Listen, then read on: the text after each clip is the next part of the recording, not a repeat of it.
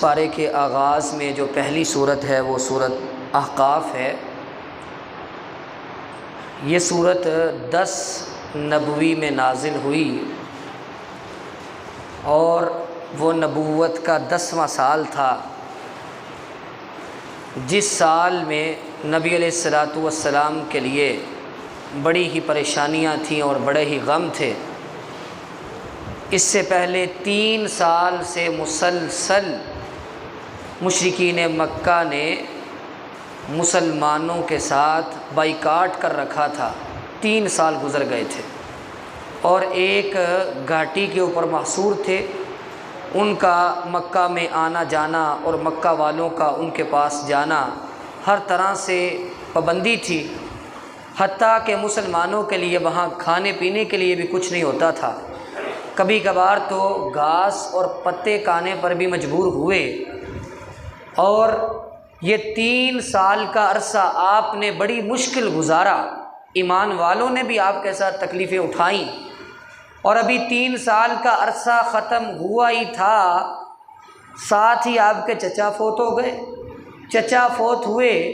تو تھوڑی ہی دیر بعد آپ کی سب سے پیاری اور پہلی بیوی سیدہ خدیجہ رضی اللہ تعالی عنہا وفات پا گئی۔ پھر اس کے بعد مکہ والوں کے ظلم اور بڑھ گئے۔ آپ طائف گئے، طائف والوں سے پناہ مانگی کہ ہمیں یہاں رہنے کے لیے جگہ دی جائے، اور انہیں دعوت دی۔ انہوں نے بھی ظلم کیا، اور اتنا ظلم کیا کہ پتھر برسائے، اور آپ لہو لہان ہو کر وہاں سے نکلے۔ اور جب آپ واپس آئے تو راستے میں ہی جبریل امین علیہ الصلاۃ والسلام پہاڑوں کے فرشتے کو ساتھ لے آئے، اور فرشتے نے کہا کہ آپ مجھے اجازت دیں،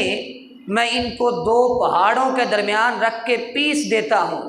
تو نبی علیہ الصلاۃ والسلام نے فرمایا نہیں، ایسا نہیں کرنا، بل ارجو ان یخرج اللہ من اصلابہم من یعبد اللہ وحدہ لا یشرک بہ شیئا،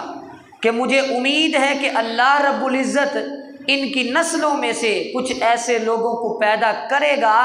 جو ایک اللہ کو مانیں گے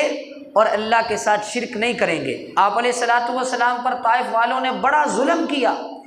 اور ایک دفعہ سیدہ عائشہ رضی اللہ تعالی عنہا نے آپ سے پوچھا، اے اللہ کے پیغمبر، آپ مجھے بتائیں کہ احد کے دن مسلمانوں پر بڑا ظلم ہوا، احد کا دن بڑا سخت اور گراں گزرا، آپ مجھے بتائیں کہ آپ کی زندگی میں آپ پر کوئی ایسا دن گزرا ہے جو احد سے بھی بڑھ کے سخت ہو، جنگ احد سے بھی بڑھ کے سخت ہو؟ تو نبی علیہ الصلوۃ والسلام نے فرمایا ہاں، ایک دن ایسا بھی تھا کہ جو اس جنگ احد سے بھی بڑھ کے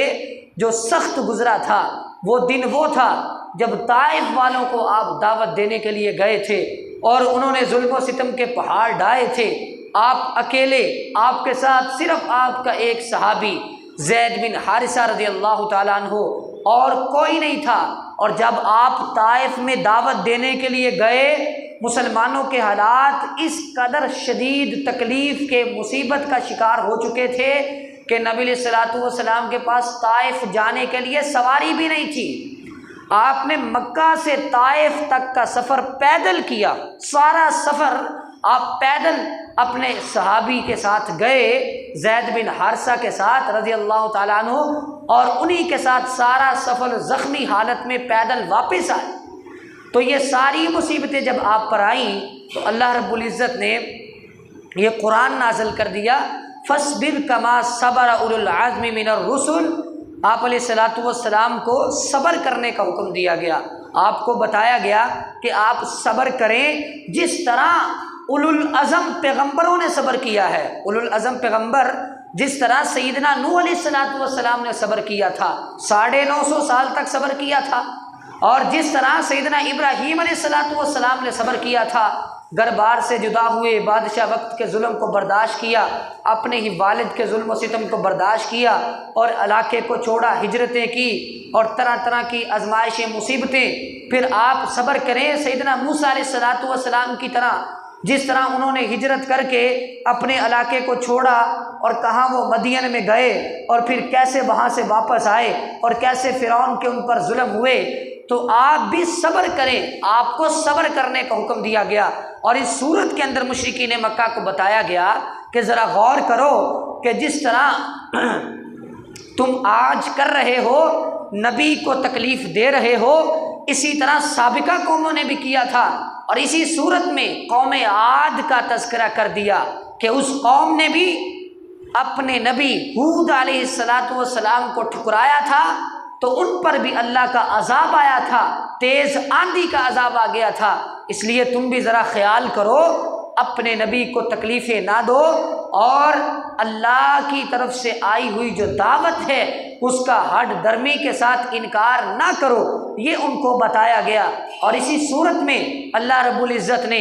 جنوں کے ایمان لانے کا قصہ بھی ذکر کر دیا۔ وَإِذْ صَرَفْنَا إِلَيْكَ نَفَرًا مِّنَ الْجِنِّ يَسْتَمِعُونَ الْقُرْآنَ۔ عرب کے اندر 4 بڑے میلے لگتے تھے، ان میں سے جو سب سے بڑا میلہ تھا وہ طائف کے اندر لگتا تھا، جس کو سوق عکاظ کا نام بھی دیا جاتا تھا۔ نبی علیہ الصلوۃ والسلام دعوت کی غرض سے وہاں گئے، کیونکہ وہاں بہت سارے علاقوں سے لوگ آتے تھے، وہاں تجارتی چیزوں کی نمائش ہوا کرتی تھی۔ نبی علیہ الصلوۃ والسلام دعوت دینے کے لیے جب وہاں گئے اور وہاں سے واپس آئے تو راستے میں ایک جگہ پہ آپ نے نماز فجر پڑھی، اور نماز میں جب آپ نے قرآن کی تلاوت کی تو اس وقت اس وادی سے جن بھی گزر رہے تھے۔ جب جنوں نے قرآن سنا انہوں نے کہا انصتو،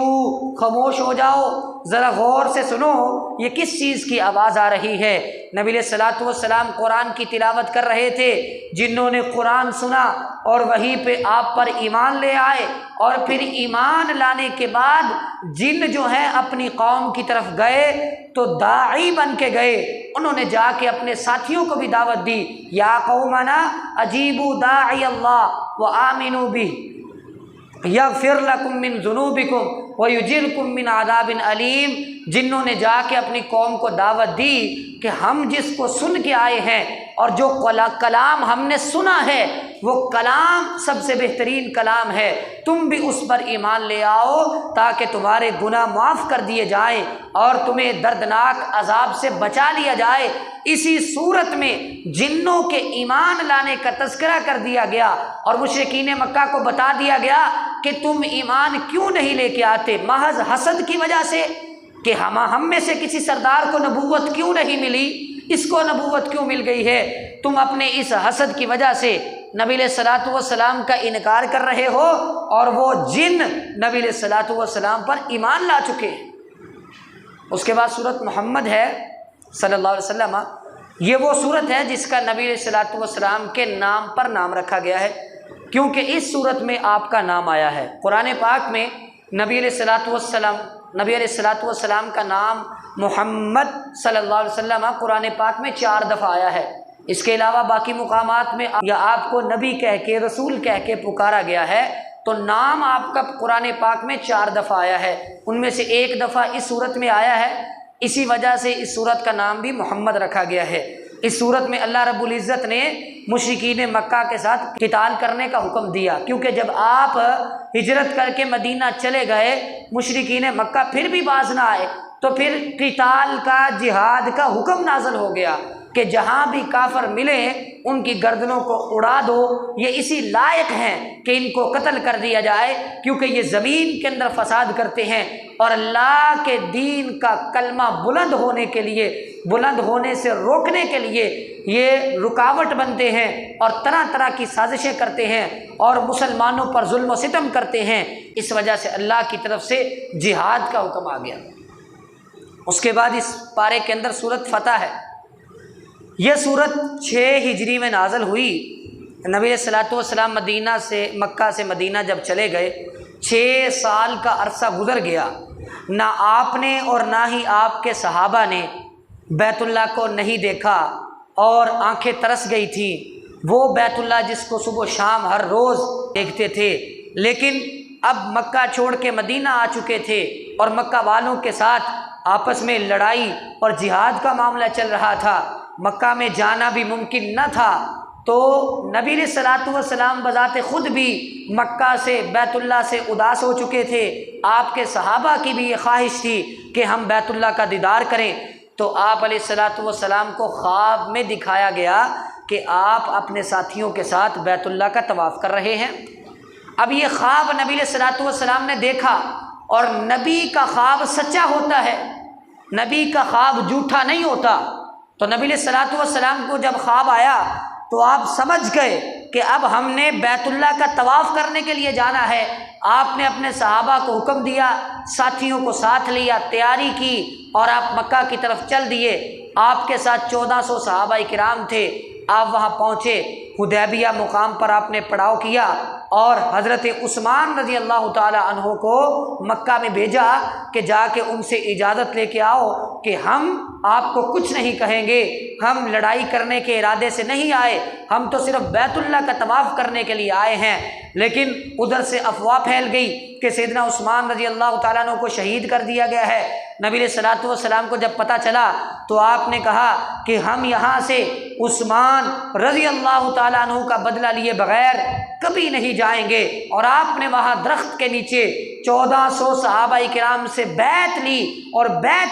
اور جن صحابہ نے وہاں بیعت کی تھی وہ بیعت موت پر کی تھی۔ موت پر بیعت کرنے کا مطلب یہ تھا کہ مر جائیں گے، یہاں سے نہیں جائیں گے، بدلہ لے کے جائیں گے۔ حالانکہ مسلمانوں کے پاس اسلحہ بھی پورا نہیں تھا، لڑنے کے ارادے سے نہیں آئے تھے، لڑنے کی تیاری کر کے بھی نہیں آئے تھے، وہ تو طواف کرنے کے لیے، عمرہ کرنے کے لیے آئے تھے۔ لیکن جب بیعت ہو گئی، صحابہ نے جان دینے کے لیے نذرانہ پیش کر دیا، مکہ والے ڈر گئے، ان کو پتہ چل گیا کہ مسلمان تو یہاں بہت بڑی جو ہے ہمارے لیے بربادی کا سبب بن سکتے ہیں، ہمارے ساتھ اگر لڑائی ہو گئی تو ہم تو لڑنے کی پوزیشن میں نہیں ہیں، یہ ہمارا ہی نقصان ہوگا۔ انہوں نے خبر پہنچائی کہ سیدنا عثمان رضی اللہ تعالیٰ عنہ کو کچھ نہیں ہوا، وہ زندہ ہیں اور وہ صحیح سلامت واپس آ گئے۔ پھر نبی علیہ الصلوۃ والسلام کے ساتھ معاہدہ ہوا، مکہ والوں نے آ کے معاہدہ کیا۔ معاہدے کی چند شکیں تھیں، ان میں سے ایک شک یہ بھی تھی کہ 10 سال کے لیے لڑائی بند کر دی جائے گی، 10 سال کے لیے مکہ اور مدینہ دونوں آپس میں، اہل مکہ اور اہل مدینہ آپس میں لڑائی نہیں کریں گے، اور یہ بھی معاہدہ ہوا کہ آپ کو اس سال عمرہ کرنے کی اجازت نہیں دی جائے گی، یہ ہماری عزت کا سوال ہے، آپ اگلے سال آئیے گا، اگلے سال آئیں گے تو عمرہ کرنے کی اجازت دے دیں گے۔ اور یہ جب معاہدہ ہوا تو سیدنا عمر بن خطاب رضی اللہ تعالیٰ عنہ نے اس پر ناراضگی کا اظہار کیا۔ وہ کہنے لگے کہ جب ہم تھوڑے تھے بدر کے اندر تب ہم نہیں ہارے، ہم نے فتح حاصل کی، اب تو ہم 1400 ہیں، ہمارے لیے تو جنت کا انعام ہے، اگر ہم مر بھی جائیں گے تو ہم جنت میں جائیں گے، تو پھر یہ معاہدہ کرنے کی کیا ضرورت ہے؟ بظاہر یہ لگ رہا تھا کہ اس معاہدے میں مشرکین مکہ کا ہاتھ اوپر ہے، مشرکین مکہ نے معاہدہ کرتے کرتے اپنی شرطیں منوا لی ہیں، لیکن ایسا نہیں تھا۔ اللہ رب العزت نے یہ صورت نازل کر دی، انا فتحنا لک فتحا مبینا۔ اے نبی صلی اللہ علیہ وسلم اپنے ساتھیوں کو یہ بشارت دے دیں، یہ صلح ہی آپ کے لیے فتح کا پروانہ ہے۔ اس صلح کا مطلب یہ ہے کہ اللہ نے آپ کے لیے فتح کے دروازے کھول دیے ہیں۔ اس کا کیا مطلب تھا؟ اس کا مطلب یہ تھا کہ جب تک مکہ والوں سے صلح نہیں ہوئی تھی، مدینہ کے مسلمانوں کو یہ خطرہ تھا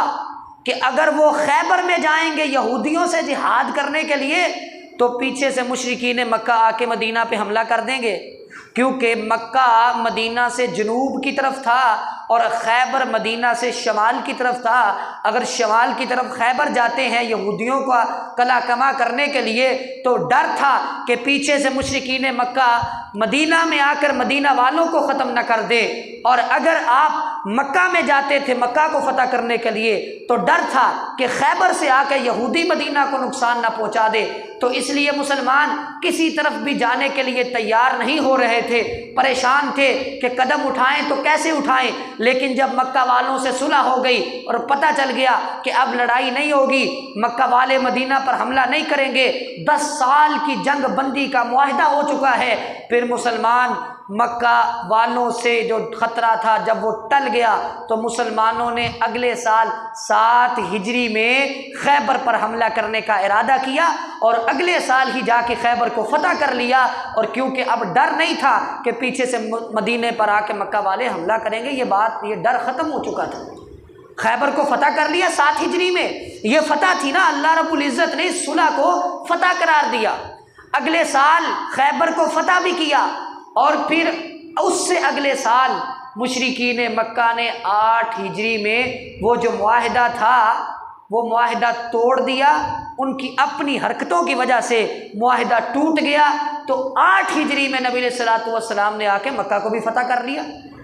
یعنی پہلے ایک دشمن جو شمال کی طرف تھا اسے جو ہے وہ اس کا کلا کما کیا، اور دوسرا دشمن جو جنوب میں تھا مکہ میں تھا اگلے سال اس کا کلا کما کیا، اور پھر اس سے اگلے سال 9 ہجری میں آپ نے اپنے آپ کو سپر پاور بنانے کے لیے اس وقت دنیا کی سپر پاور روم کی سرحد پر جا کے ان کو بھی دھمکی دے دی کہ ہم یہاں بیٹھے ہیں، اگر ہمت ہے تو ہمارے لیے ہمارے سامنے میدان میں آ کے دکھاؤ۔ تو یہ پے در پے بڑی بڑی فتوحات ملی۔ اور یہاں ایک بات، جب نبی علیہ الصلوۃ والسلام 6 ہجری میں واپس پلٹے، مشرکین مکہ نے کہا جی ہم آپ کو عمرہ کرنے کی اجازت نہیں دیں گے۔ بعض لوگوں کے ذہن میں یہ سوال آیا کہ اللہ نے تو ہمیں خواب میں دکھایا تھا کہ ہم عمرہ کر رہے ہیں، اور نبی کا خواب تو سچا ہوتا ہے، تو پھر ہم نے عمرہ کیوں نہیں کیا، ہم واپس کیوں آ گئے ہیں؟ تو اللہ رب العزت نے قرآن نازل کر دیا، لَتَدْخُلُنَّ الْمَسْجِدَ الْحَرَامَ إِن شَاءَ اللَّهُ آمِنِينَ مُحَلِّقِينَ رُؤُوسَكُمْ وَمُقَصِّرِينَ۔ اے نبی، اللہ آپ کے خواب کو سچ کر کے دکھائے گا، اور انشاءاللہ آپ مسجد حرام میں داخل ہوں گے اور آپ عمرہ کریں گے، اور آپ کا یہ خواب سچ ہوا، آپ نے اگلے سال جا کے عمرہ کیا۔ کیونکہ جو خواب دکھایا گیا تھا اس خواب میں صرف اتنا بتایا گیا تھا کہ آپ نے عمرہ کرنا ہے، یہ نہیں بتایا گیا تھا کہ اسی سال کرنا ہے کہ اگلے سال کرنا ہے۔ تو اللہ رب العزت نے بتایا کہ خواب آپ کا سچ ہوگا، آپ عمرہ کریں گے، تو آپ نے 7 ہجری میں جا کے اپنے صحابہ کے ساتھ عمرہ بھی کیا تھا۔ اور نبی علیہ الصلوۃ والسلام نے اپنی زندگی میں کل 3 عمرے کیے تھے۔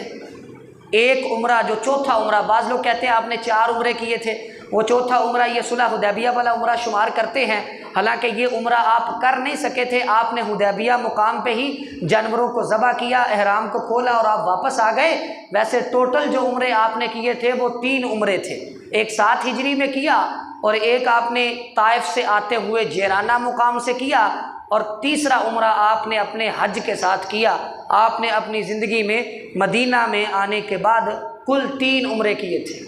اور آپ نے مدینہ میں آنے کے بعد اپنی زندگی میں 1 حج کیا تھا۔ اب مدینہ میں آنے سے پہلے آپ نے کتنے عمرے کیے، کتنے حج کیے، ان کی تعداد معلوم نہیں، کیونکہ آپ پر یہ شریعت آنے سے پہلے بھی لوگ حج کیا کرتے تھے، عمرہ کیا کرتے تھے، لیکن مدینہ میں آنے کے بعد آپ نے ایک ہی حج کیا ہے جسے حجۃ الوداع کا نام دیا جاتا ہے۔